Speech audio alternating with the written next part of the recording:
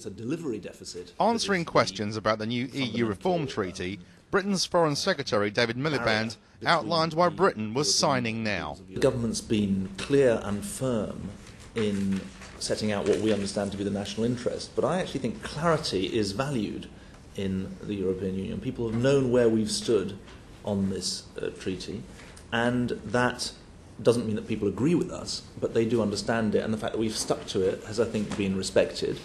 I don't think we've been begrudging or even grudging in the way that we've gone about it. I think we've been clear and focused. The European Defence Agency, which was... He says it was important to sign the new treaty and not reform the EU institutions, so major issues could be dealt with on a wider scale. For the European Union to show itself to be useful, it mustn't reform its institutions, or it mustn't obsess itself with institutional reform. It needs to get on with tackling the big issues that people recognise cannot be addressed at national level. That is the importance of the Globalisation Declaration that the Prime Minister has led the way on and will be adopted on Friday in Brussels.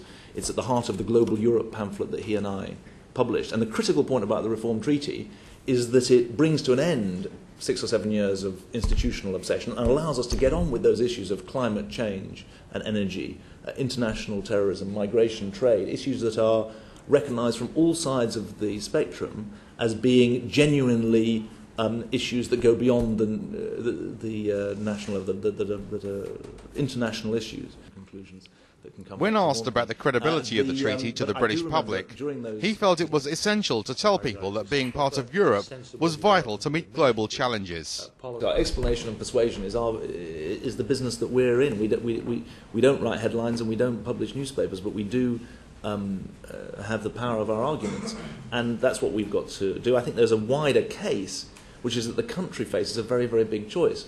Does it want to look at the world around it and think it's so complex and so fast-moving that we're better off trying to divorce ourselves from it?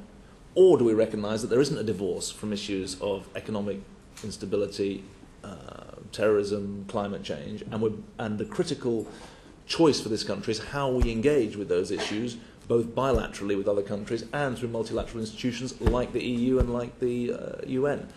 I think that second course of committing ourselves to engage through all the networks that we have is the right thing for the country. But it is a big choice.